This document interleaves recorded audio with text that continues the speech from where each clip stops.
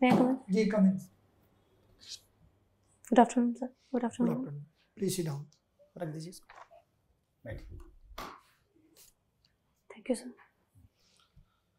आपने वैकल्पिक विषय के रूप में हिंदी साहित्य लिया है जी सर. और पोस्ट की जो प्रेफरेंस है क्या है? सर पहले डिप्टी कलेक्टर, फिर डिप्टी एसपी, फिर डीपीआरओ, देन बीडीओ. चलिए, आप उत्तर प्रदेश में को बिलोंग करती हैं जी सर. और उत्तर प्रदेश में ही सर्विस करने की इच्छुक हैं. जी सर. मान लीजिए आपका चुनाव हो जाता है, सिलेक्शन हो जाता है और ट्रेनिंग के बाद आपसे कोई आपका मित्र कहता है कि आपकी पोस्टिंग जो है जी. ऐसे ज़िले में हुई है जहाँ जिस ज़िले में गंगा नदी उत्तर प्रदेश में प्रवेश करती है. जी. तो आप अपने ज़िले का अनुमान लगा लेंगे? जी सर. बताइए. सर बिजनौर. अच्छा, और किस ज़िले से गंगा नदी उत्तर प्रदेश को छोड़ती हैं, एग्जिट करती हैं, समझ रही ना? जी जी. चलिए, कोई बात सॉरी नहीं. सर. उत्तर प्रदेश में वन डिस्ट्रिक्ट वन प्रोडक्ट जी सर. योजना लागू है. जी. इसका उद्देश्य क्या है और किसी एक ज़िले का आप बताएं क्या है उसमें product? Sir one district one product की जो योजना है उसके पीछे सरकार का ये उद्देश्य है कि प्रत्येक ज़िले से जो भी वहाँ की कोई इस खास किस भी सामग्री है जो भी वहाँ मैन्युफैक्चरिंग होती है या बनाई जाती हैं चीज़ें, तो उसको एक राज्य स्तर पर और देश के स्तर पर भी वहाँ पहचान मिले. तो इससे और सर इसका दूसरा फ़ायदा है कि सर वहाँ पर जो स्थानीय क्षेत्र जो है तो वहाँ पर सर रोज़गार की भी इससे हमें लोगों को प्राप्ति होगी सर. अच्छा सर, और ओडीओपी प्रोडक्ट में सर जैसे मैं फतेहपुर ज़िले से आती हूँ तो मेरे ज़िले में ओडीओपी प्रोडक्ट जो है वो सर बेडशीट का है. ठीक है. क्या है? बेडशीट. बेडशीट. हाँ सर. अच्छा. वहाँ बेडशीट बनती है ज़्यादा क्या? ये सर कॉटन मिल है वहाँ पर, तो वहाँ बनती है सर. अच्छा. उत्तर प्रदेश का कौन सा जिला ऐसा है जी जो हरियाणा को टच करता है? सर बागपत, जो एनसीआर के जो डिस्ट्रिक्ट्स हैं उधर साइड पर बागपत मुझे जहाँ तक लगता है कि टच करता है हरियाणा. करते, एक जिला करता है सर. सॉरी सर, स्पेसिफिकली नहीं पता है. अभी G20 का नाम सुना होगा आपने. जी सर. G20 भारतवर्ष में उसकी कुल कितनी बैठकें होंगी? सर 11 बैठकें होनी है कुल पूरे भारतवर्ष में. सॉरी सर, मुझे 11. अच्छा, कोई बात नहीं. श्री अन्न, प्रधानमंत्री जी ने श्री अन्न का जिक्र किया था बजट के दौरान. क्या है श्री अन्न? सर मोटे अनाज को ये शब्द दिया गया है श्री अन्न, क्योंकि सर कुपोषण की स्थिति को देखते हुए तो एक तो अगर मोटा अनाज उसमें हम शामिल करते हैं तो उसके पोषक तत्व को वहाँ पर वरीयता दी जाएगी. और सर इसके साथ साथ हम जो आजकल वैश्विक परिस्थिति में सर जो खाद्य की असुरक्षा है वो भी हम इससे कवर कर सकते हैं सर. 5 श्री अन्न का नाम बताइए. सर ज्वार, बाजरा, रागी, कोंदो और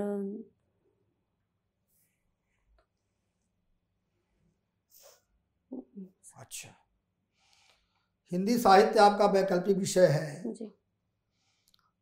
हिंदी साहित्य इस समय किस लिपि में लिखी जा रही है? सर देवनागरी लिपि में लिखते हैं. कब से? सर ये तो जब से हिंदी का प्रादुर्भाव हुआ है सर उसकी लिपि देवनागरी रही है. ब्राह्मी लिपि से होते होते देवनागरी लिपि में आए हम. कब तक ब्राह्मी लिपि में लिखा जाता था, कब देवनागरी लिपि में? सर लगभग जब अवहट्ट के बाद का जो काल है सर 11वीं 12वीं शताब्दी के बाद से जब पुरानी हिंदी का समय दिखाई देता है तो सर वहाँ से इसके लिपि को देवनागरी कहते हैं. हिंदी का प्रथम महाकाव्य किसको कहेंगे आप?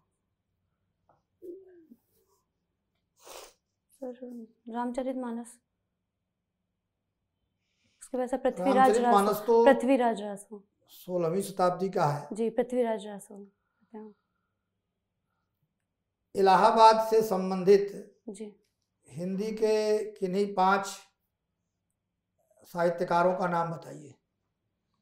सर हरिवंश राय बच्चन जी, ठीक। और सर महादेवी वर्मा जी भी यहाँ से बिलोंग करती थी, और सर अमिताभ बच्चन जी भी कविताएं लिखते हैं सर हिंदी में। अमिताभ बच्चन की पहचान साहित्यकार के रूप में नहीं है जी। तो हरिवंश राय बच्चन जी, महादेवी वर्मा, सर मैं उतना ही याद कर पा रही हूँ यहाँ से।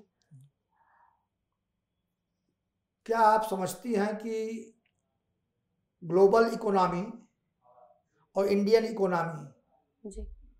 दोनों में मंदी का दौर है जी। कि ग्लोबल इकोनॉमी की तुलना में इंडियन इकोनॉमी ग्रोथ की तरफ है? सर जैसे वैश्विक परिस्थिति में पिछले साल से रूस यूक्रेन का युद्ध रहा है, वॉर रही है वो हमारी, और फिर सर कोविड और फिर तुरंत हालिया में यूक्रेन युद्ध, तो जो भी चीज़ें वहाँ से हमें सप्लाई होती थी वे भारत में हो या विश्व भर में मेरा हो। प्रश्न आप फिर से समझ लें, भारत की अर्थव्यवस्था में जी। और विश्व की अर्थव्यवस्था में दोनों के ग्रोथ में क्या समानता है? मंदी विश्व में है, यहाँ भी मंदी है, कि विश्व में ग्रोथ है यहाँ भी ग्रोथ है, कि विश्व में मंदी है यहाँ ग्रोथ है? क्या है स्थिति? सर अन्य देशों को देखते हुए भारत जो है बेहतर स्थिति में है। अन्य देशों में मंदी है? यस सर, जैसे खाद्य सुरक्षा, खाद्य को चीज़ें जो हैं वो बहुत हाई लेवल पर हैं, या प्राकृतिक गैस और तेल को लेकर हैं, चूँकि हमने भारत उस पर साझेदारी कर रहा है, तो बहुत कम मूल्य पर हमें रशिया से हम तेल और प्राकृतिक गैस की खरीद कर पा रहे हैं सर। आप ये बताएं कि अभी एक हवाई जहाज़ के बारे में, एयरबस वगैरह के बारे में बड़ी भारी डील हुई है, समझौता हुआ है, एयर इंडिया ने किया है, तो क्या उससे कुछ भारत में रोजगार बढ़ेगा? सर कोई भी सेवा क्षेत्र, सर अगर सेवा क्षेत्र में अगर हम जाते हैं, अगर कौशल है युवाओं के पास, तो सर बिल्कुल रोजगार बढ़ेगा। नहीं, रोजगार हवाई जहाज आएगा तो कुछ न कुछ लोगों को तो रोजगार मिलेगा ही जी। लेकिन जितने अमाउंट उसमें इन्वेस्ट कर रही है टाटा कंपनी जो है एयर इंडिया, उसके सापेक्ष प्रोपोर्शनेट में क्या रोजगार मिलेगा? यहाँ अमेरिका में तो लिखा है कि 1 लाख लोगों को कितने का रोजगार मिलेगा। आपको सौदे के बारे में जानकारी सॉरी नहीं सर, है? मुझे नहीं कोई बात इस नहीं, बारे में जानकारी कोई बात नहीं। अंतिम प्रश्न हमारा यह है कि उत्तर प्रदेश के कम विकसित होने या पिछड़ा होने के कह लीजिए कि 5 प्रमुख कारण क्या आपकी दृष्टि में है? सर कुछ कारण तो पीछे हमारे पिछली सदी से चले आ रहे हैं, जैसे सर यहाँ के जो इस राजस्व व्यवस्था थी, जैसे स्थायी बंदोबस्त और महालवाड़ी, तो वहाँ से भी आए हैं सर, उसके भी कारण हैं। और सर वर्तमान में अगर देखें तो राजनीतिक जो अस्थिरता रही है 1990s में, तो सर उसकी वजह से भी, चूँकि यहाँ राजनीतिक अस्थिरता होती है सर, विकास में उसका नकारात्मक प्रभाव पड़ता है। और सर इधर और भी कारण है कि जो उत्तर प्रदेश में है सर, वो क्षेत्रीय असमानता बहुत है विकास में, जैसे जो पश्चिमी क्षेत्र हैं वहाँ पर औद्योगिक क्षेत्र ज़्यादा हैं और आईटी का विकास ज़्यादा हुआ है, और सर पूर्वी क्षेत्र में ही ये विकास हमें नहीं दिखता है। और सर पश्चिमी विकास नहीं दिखता, ये तो हमने पूछा कि विकास नहीं दिखता, इसके कारण क्या है? सर क्योंकि इधर की जो नीतियां रहीं, जब हरित क्रांति आई या फिर जो भी पॉलिसीज़ लेके आए, चूँकि वो दिल्ली से जुड़ा हुआ रीजन था पश्चिमी क्षेत्र, तो वहाँ पर चीज़ें ज़्यादा डेवलप हुई। यहाँ पर उतनी नीतियाँ पूर्वांचल क्षेत्र और पश्चिमी क्षेत्र का मैं तुलनात्मक अध्ययन नहीं पूछ रहा हूँ जी, ओवरऑल समग्रता में, टोटलिटी, उत्तर प्रदेश अन्य प्रदेशों की तुलना में कुछ, जैसे हरियाणा है, पंजाब है, महाराष्ट्र है, गुजरात है, उनकी तुलना में कम विकास कर पाया, पिछड़ा रह गया, इसके पीछे क्या कारण थे? ये मैं 5 कारण पूछा आपसे। सर सबसे पहला कारण तो यहाँ की जनसंख्या, और दूसरे सर यहाँ पर युवाओं को शिक्षा की दर जो बहुत निम्न है, और सर कौशल नहीं है, जो कि वर्तमान में आजकल सेवा क्षेत्र है तो यहाँ पर कौशल भी नहीं है। और सर कृषि पर यहाँ लोग ज़्यादा निर्भर हैं, तो कृषि में प्रचंड बेरोजगारी भी हम देखते हैं, तो ये पिछड़ेपन का सर ये भी रीज़न है। ठीक है, आप थैंक यू सर। भारत के कई राज्यों में, कई जिलों में स्वच्छता का जो मुद्दा है अभी भी एक बहुत बड़ी समस्या है जी। सरकार काफ़ी सारी पॉलिसीज़ भी लेके आ रही है, बट उसमें इतना सफलता नहीं देखने को मिल रहा है? इसके पीछे रीजंस क्या है आपके हिसाब से? मैम रीज़न जो है वो पॉलिसीज़ तो हैं, लेकिन अभी जो मानसिकता है तो वो अभी स्वच्छता को लेके खुद व्यक्ति या नागरिक अभी इतने जागरूक नहीं है मैम। तो सबसे पहला रीज़न तो ये, क्योंकि कोई भी पॉलिसी आएगी अगर उसको हमें ज़मीनी स्तर पर उसको अगर हमें सफल बनाना है तो हमें सामुदायिक भागीदारी हमारी बहुत आवश्यक होनी चाहिए। तो ऐसे मतलब क्या कंडीशन है कि सरकार इसे सुनिश्चित नहीं कर पा रही है? आज़ादी मिले हमें इतने सारे वर्ष हो गए, बीत चुके हैं, तब भी अभी इसमें बहुत कुछ करने को बाकी लगता है। जी। कुछ और आप इसमें ऐड करना चाहेंगी? मैम एक तो शहरीकरण भी इसका रीज़न है, क्योंकि गांव से लोग शहर की ओर प्रवास कर रहे हैं, तो शहरों में जो है वो एक सीमित जो एक मानक होना चाहिए, वो बहुत ज़्यादा जनसंख्या है। तो एक तरह से हम शहर में भी गरीब मलिन बस्तियों का एक जो अवधारणा है, तो वहाँ से बहुत समस्या जो कि हम लोगों ने कोविड-19 महामारी के दौरान भी देखी कि लोगों के पास वहाँ पर चीज़ें वहाँ पर अवेलेबल नहीं थी, तो गवर्नमेंट वहाँ पर इतनी अच्छी पॉलिसी नहीं इम्प्लीमेंट कर पाई। पॉपुलेशन का ज़्यादा होना किसी क्षेत्र में तो मतलब अस्वच्छता का रीज़न नहीं हो सकता है ना? बहुत सारे ऐसे डेवलप्ड कंट्रीज़ हैं, सिटीज़ है जहाँ पॉपुलेशन बहुत ज़्यादा है, पॉपुलेशन डेंसिटी बहुत ज़्यादा है, लेकिन स्वच्छता के साथ तो कोई कॉम्प्रोमाइज़ नहीं होता है। तो यहाँ पर हमें ये लैकुना क्यों देखने को मिलता है? मुझे जो रीज़न लगता है वो सबसे बड़ा जागरूकता का रीज़न लगता है। सरकार फाइन क्यों नहीं लगाती है अभी तक? क्या ये इस दिशा में एक अच्छा स्टेप नहीं हो सकता है? हाँ मैम, जैसे अगर कोई व्यक्ति किसी सार्वजनिक क्षेत्र या पार्क पर अगर कोई कचरा वगैरह फैलाता है तो उस पर तो मैम फाइन रखे गए हैं, लेकिन चूंकि अब अगर आपको कोई नहीं देख रहा है और तब भी आप अगर उस चीज़ को फॉलो करते हैं, कोई नियम है, अगर आप उसको अपने व्यक्तित्व के स्तर पर लागू करते हैं, वो तभी सफल हो पाएगी मैम। एक महिला होने के नाते आपसे ये मैं पूछूंगी कि बॉलीवुड में जो न्यूडिटी दिखाई जा रही है, तो क्या इसका असर पड़ता है जो वुमेन सेफ्टी मेजर्स है या जो कंडीशन है हमारी देश में, उस पर उसका कोई रिलेशन है? मैम ये उस मतलब मूवी से ज़्यादा अब मानसिकता का ये एक रीज़न है, क्योंकि ऐसा नहीं है कि जो इंसान अगर किसी की मानसिकता वैसी है तो वो मूवी से या चीज़ों से दूर रह के भी उसकी सोच वैसे नहीं डेवलप होगी। ठीक है। उज्ज्वला योजना पढ़ा है आपने? Yes ma'am. इसके बारे में बताइए। मैम उज्ज्वला योजना वर्ष 2016 में शुरू की गई थी, और ये गरीब ग्रामीण तबके के लोगों के लिए, जो महिलाएं हैं उनके लिए गैस कनेक्शन का वो था, ये एक योजना उपलब्ध कराने के लिए। और इसके क्या बेनिफिट्स हैं? मैम एक तो व्यक्तिगत स्तर पर महिलाओं के हिसाब से देखें तो जैसे कि वो पहले लकड़ी से खाना पकाती थी, तो उससे जो धुआं निकलता है वो उनके स्वास्थ्य पर हानिकारक है। और मैम दूसरी बात कि हम जैसे हर क्षेत्र में हम आजकल नवीकरणीय ऊर्जा या मतलब जीवाश्म ईंधनों को छोड़ रहे हैं, तो उस कॉन्सेप्ट से भी ये लाया गया था। अच्छा, ठीक है। गांधी जी का एक बहुत पॉपुलर विचार है उनका, ट्रस्टीशिप का। जी, पढ़ा है आपने? Yes ma'am. इसके बारे में कुछ बताइए। मैम गांधी जी का जो ये ट्रस्टीशिप का सिद्धांत है, ये उनकी जो उन्होंने जो उनके आर्थिक मुद्दों को लेकर जो उनकी थी, उसमें से सबसे महत्वपूर्ण है। उसमें गांधी जी की ये धारणा थी कि जो भी उत्पादन के साधन हैं उस पर किसी एक का स्वामित्व नहीं होना चाहिए। अगर जैसे कोई कंपनी है, अगर उसको इस भावना से कार्य नहीं करना चाहिए कि उसे पूर्णतः लाभ कमाना है, उसे समाज के हित को देखते हुए कार्य करना चाहिए। मतलब वो अपना प्रॉफिट निकाल के जो चीज़ें उसको और गेन हो रहा है, जो प्रॉफिट हो रहा है, वो उसे समाज के विकास में लगाना चाहिए। ठीक है। मुझे ये बताइए कि इंडिया में लाइसेंसिंग व्यवस्था लाई गई थी, जी, है ना? तो with the passage of time इसमें बहुत सारी कमियां देखने को मिली, तो वो क्या थी? मैम 1991 एलपीजी के दौर पर, उसके पहले चूँकि हमारा जो इतिहास रहा है, तो सरकार अपने हाथों में चीज़ें कर विकास की तरफ विकास लाना चाहती थी, लेकिन धीरे धीरे ये महसूस हुआ कि हमें निजी क्षेत्रों की भी आवश्यकता है, तो इसके लिए लाइसेंसिंग प्रणाली लाई गई थी। लेकिन अब कहीं ना कहीं दिखता है कि जैसे हरित विकास को लेकर है कि जो एक सॉरी मैम, टर्मिनोलॉजी नहीं याद आ रही मुझे, कि उसमें था कि आप कोई भी अगर आपको विकास करना है तो उसके पर्यावरण पर क्या प्रभाव होंगे, इस चीज़ का आपको एक पूरा पहले एनालिसिस कर लेना है। तो कहीं ना कहीं इसमें जो अगर ढील दी गई है तो मैम उसका उतने अच्छे से फॉलो, प्रक्रिया जो दी गई है वो प्रक्रिया उतनी अच्छे से फॉलो नहीं हो तो पा क्या रही है सिर्फ मैम। पर्यावरण ही एक एस्पेक्ट था इसका? नहीं इसके मैम, और भी सेक्टर्स हैं, different- और भी सेक्टर्स हैं मैम।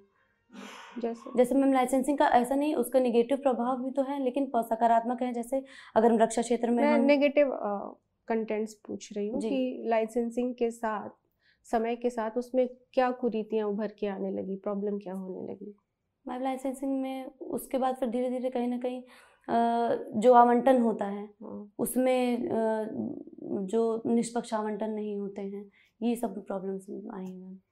ठीक है, थैंक यू मैम। आपका सब्जेक्ट फिजिक्स रहा है ना?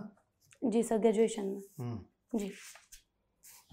न्यूटन का स्पेस टाइम का कॉन्सेप्ट और क्वांटम फिजिक्स में स्पेस टाइम का आइडिया क्या होगा, दोनों में क्या अंतर है? सॉरी सर, मुझे आइडिया नहीं इसका। मैकेनिकल फिजिक्स का आइडिया है? जी सर, पढ़ी हुई है, एक सब्जेक्ट था हमारा एक सेमेस्टर में। स्पेस टाइम होता क्या है? अगर मान लीजिए मुझे फिजिक्स में समझाना हो कि पूरी दुनिया है ये, तो न्यूटन क्या कहता है, स्पेस टाइम इसके भीतर है या दुनिया स्पेस टाइम में है? कुछ आइडिया आपको? सॉरी सर, उसके बारे में आइडिया नहीं है। केमिस्ट्री भी आपका विषय रहा है? जी। हुन्स लॉ पढ़ा है? Yes sir. क्या है सर? हुन्स लॉ जो किसी अगर कोई एलिमेंट है उसके जो इलेक्ट्रॉन्स सब याद रिवाइज नहीं हुआ लेकिन थोड़ा याद आ रहा है वो बता रहे हैं। अच्छा, तो उसमें सर पहले की डिग्री आपकी ग्रेजुएशन ही है पीसीएम से ना? जी सर, जी सर, लेकिन एक्चुअली 2016 में किया था तो काफ़ी गैप हो गया, उसके बाद से वो सब्जेक्ट रिवाइज नहीं हो पाया। मैथमेटिक्स में एक पुरस्कार दिया जाता है जो दुनिया का सबसे बड़ा पुरस्कार माना जाता है, 4 साल में मिलता है, क्या नाम पुरस्कार का? सर शायद भी श्रीधर करके बोल्ट्जमैन पुरस्कार एक दिया गया उनको, वो गणित के क्षेत्र में था। कौन सा पुरस्कार का नाम क्या है? ऐसे बोल्ट्जमैन पुरस्कार करके नाम था। अच्छा, महिला सशक्तिकरण और महिला मुक्ति, विमेन एम्पावरमेंट और विमेन लिबरेशन, इन दोनों आइडिया में क्या अंतर है? महिला मुक्ति, महिला मुक्तिकरण और महिला सशक्तिकरण, विमेन इमेंसिपेशन मुक्ति को कहते हैं और विमेन एम्पावरमेंट सशक्तिकरण को कहते हैं। दोनों आइडिया में अंतर क्या है? सर महिला मुक्ति टर्म नहीं पढ़ा हमने तो इसलिए अच्छा। अंतर नहीं बता सकते सर। साहित्य में फेमिनिज्म का नाम सुना, स्त्रीवाद का? जी। उसकी कितनी धाराएं हैं? सर उसके पहले साहित्य में जब पहले तो पुरुष साहित्यकार जो थे वो लिख रहे थे, तो फिर लेकिन उसके बाद ये आया कॉन्सेप्ट कि सोचे हुए यथार्थ से भोगा हुआ यथार्थ ज़्यादा अच्छा है, तो महिलाओं का। वो तो आप समानुभूति की बात कर रही हैं कि जो आप जिस वर्ग से हैं उस वर्ग से लिखते हैं तो समानुभूति है आपके पास, एम्पैथी है। किसी एक वर्ग का सदस्य होना मात्र आपको ये एंटाइटलमेंट नहीं देता कि आप उसके बारे में सब कुछ बता सकेंगे। जी। मैं फेमिनिज्म के बारे में पूछा हूँ क्योंकि फेमिनिज्म की धारा में कई पुरुष भी लिखते आए। जी। तो फेमिनिज्म है क्या, ये इसका क्या आइडिया है? सर जो भी समाज में प्राचीन काल से या वर्तमान की जो भी समस्याएं हैं उनको देखते हुए, जो अगर महिलाएं जो कहीं ना कहीं आज की मुख्यधारा से आर्थिक, सामाजिक, राजनीतिक स्तरों पर जो पीछे हैं, तो उसको लेकर उनको ऐसे समान अवसर प्रदान करना, इस चीज़ को मूल धारणा बनाते हुए जो ये विचारधारा है ये फेमिनिज्म की है। अभी हाल में जो हिंदी साहित्य या हिंदी के विमर्श को लेके जो मैगजीन्स निकल रही हो, 3 भारत में बड़ी 3 मैगजीन्स, 3 मैगजीन्स का नाम बताइए आप। हिंदी साहित्य से सर? साहित्य से, जैसे हंस एक मैगजीन मैंने बता दिया मान लीजिए आपको, जी। ऐसे 3 मैगजीन का नाम आप बताइए सर जिनमें हिंदी के शोध को लेके, साहित्य के विमर्श को लेके, आलोचना को लेकर, आलोचना के विषय आपके सिलेबस में भी है? जी है। तो बहुत सारे आलोचक लिखते हैं। जी। कौन सी ऐसी मैगजीन्स हैं अभी जो भारत में बहुत पॉपुलर हैं जिनमें बड़े बड़े आलोचक लिख रहे हैं? Sorry sir. अच्छा, जॉर्ज सोरास का नाम सुना है? अभी हाल में पेपर में निकला है 2-4 दिन में। जॉर्ज सोरास नहीं सर, नहीं सुना है। जो अभी सर ने पूछा एक डील के बारे में आपसे, एयरबस और बोइंग के साथ डील हुई 2 कंपनियों के साथ, दोनों कंपनियां अमेरिकी हैं जी, लेकिन खुशी मनाई गई इंग्लैंड में भी और रॉल्स रॉयस ने खुशी मनाई। तो रॉल्स रॉयस का इस डील से क्या कनेक्शन है? सर इस डील के बारे में मैंने पढ़ा नहीं है, तो जैसा सर ने पूरे पहले भी पूछा इतिहास की एविएशन हिस्ट्री की सबसे बड़ी डील है ये। सब मिस हो गई होगी, बट नहीं अच्छा, पढ़ा ठीक है है। मैंने, तो इसके बारे में नहीं। 5 उपन्यासकारों के नाम बताइए और उनके उपन्यासों का नाम बताइए जो आपके सिलेबस में नहीं है। महाभोज मत बताइएगा, गोदान मत बताइएगा, जो आपके सिलेबस में नहीं है। ऐसे 5 हिंदी के उपन्यासकार और उनके उपन्यासों के नाम बताइए। सर हमारे सिलेबस में सिर्फ गोदान और मैला आंचल ही है। अच्छा, जी, महाभोज नहीं है? महाभोज नहीं है ठीक है। यूपीएससी के सिलेबस में। तो आप बताइए, उनके अलावा बताइए। जयशंकर प्रसाद जी के कंकाल तितली रावती।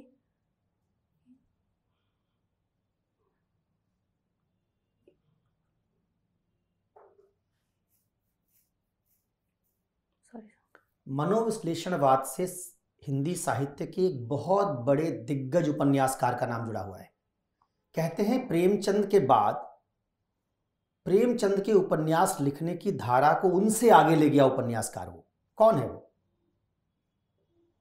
सर इलाचंद जोशी मनोविश्लेषणवाद कर। जैनेन्द्र का नाम सुना है? सॉरी जैनेन्द्र जी। क्या लिखा है जैनेन्द्र? सर पाजेब करके एक रचना है उनके। उपन्यास है पाजेब? नहीं सर ये नहीं पता, मतलब उपन्यास नहीं, लेकिन एक रचना पाजेब करके ऐसा पढ़ी है। तो जैनेन्द्र एक इलाचंद कहानीकार जोशी। है अभी अखिलेश, नाम सुना है इनका? नहीं सर। साहित्य अकेडमी पुरस्कार पिछले जो 3 मिले हैं उनमें से किसी एक का भी नाम जानती हैं?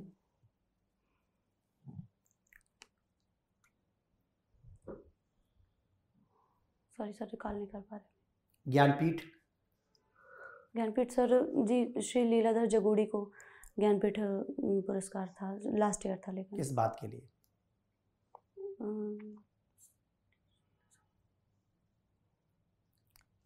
आलोचना में रामविलास शर्मा, नाम सुना है इनका? जी। किसकी आलोचना के लिए पॉपुलर है ये? किस हिंदी के बड़े कवि या रचनाकार की आलोचना इन्होंने की है? जैसे कवि तो नहीं आता, लेकिन छायावाद को लेकर इन्होंने आलोचना, जो भी छायावाद पर तो शुक्ल उन्होंने जी। कुछ नहीं लिखा है। छायावाद पर तो रामचंद्र शुक्ल जी ने लिखा है, जी। इसकी आलोचना की। रामविलास शर्मा ने किसकी आलोचना की? सॉरी। एक दो सवाल और मैं पूछूंगा। विजय देव नारायण शाही का नाम सुना है? Yes sir.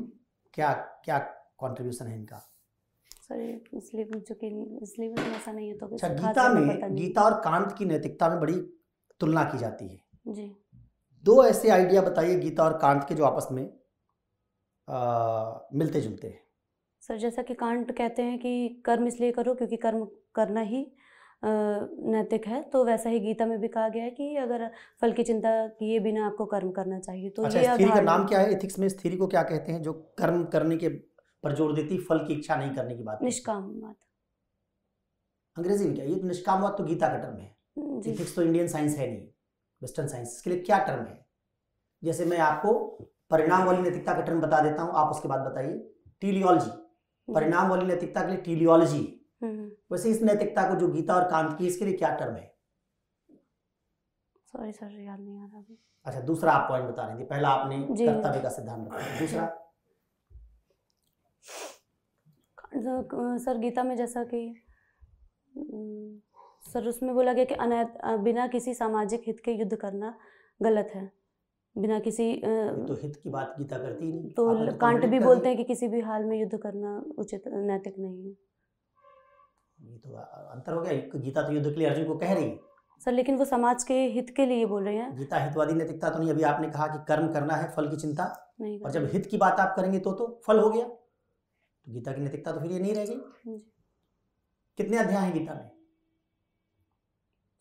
18। अच्छा, और 18 अध्यायों में कुछ अध्यायों के नाम बता सकती हैं? नहीं सर। नहीं बता सकती। अच्छा, एक आध सवाल और मैं पूछ लेता हूं आपसे।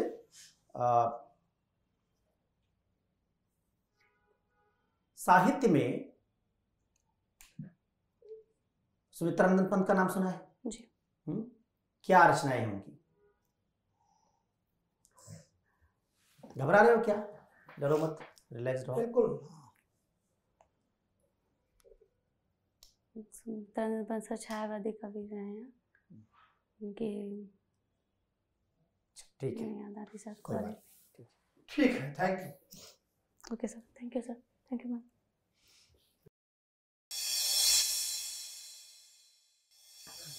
मैं आइए सर,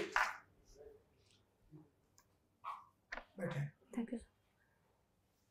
एक तो जो क्वेश्चन आपको ना आए जी उसमें सीधे सॉरी सर बोल दीजिए बस जी। उसमें बहुत अटकल पच्ची अनुमान न लगाइए। हाँ, न आना कोई बहुत डिमेरिट नहीं है।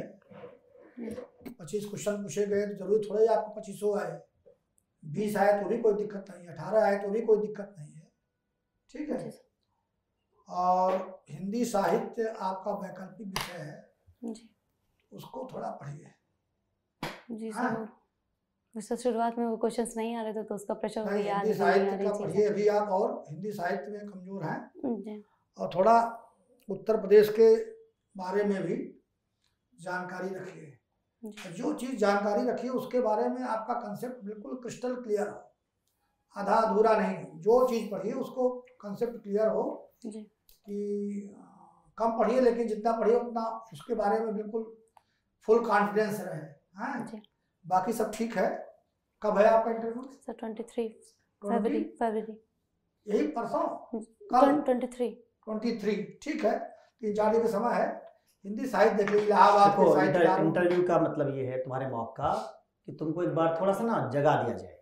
तो तुम लिटरेचर से मैंने सवाल पूछा तो उसका आइडिया ये है कि ये रेंज हो सकता है क्वेश्चंस का ना, इस रेंज में 4-5 कहानीकार, 4-5 उपन्यासकार, इनके नाम पता होने चाहिए। ठीक है। बड़े आलोचकों ने किसकी आलोचना की है? रामविलास शर्मा बहुत मशहूर। नहीं सर, दरअसल पढ़ा वो बीच में तुलसीदास की आलोचना की है उन्होंने। ठीक है, बिल्कुल रिवाइज नहीं हो पाई चीजें सर, टाइम भी इधर नहीं मिला। तो अब देखो हम लोग का विषय तो हिंदी साहित्य नहीं, इतनी बात तो हम लोगों नहीं को पता है जी, पता तो होना सबको चाहिए, पता वो होगी मेरे इतनी बात। दिमाग में होनी चाहिए चीजें। ठीक है, अच्छा तुम कर रहे हो, तुम्हारी पॉजिटिविटी ये है कि तुम कॉन्फिडेंट हो, लैंग्वेज तुम्हारी बहुत अच्छी है, टोन अच्छा है, पोलाइट हो, ये सब तुम्हारी स्ट्रेंथ है। और घबराना नहीं इससे। मॉक का मतलब है तुमको एक बार आइडिया देना जी। अभी इतनी बड़ी डील हुई, इसको तुम मिस नहीं कर सकते हो ना जी। तो करंट देख के जाओ, अपना सब्जेक्ट देख के जाओ। ठीक है, बढ़िया है, thank you, best of luck. Thank you sir, thank you ma'am.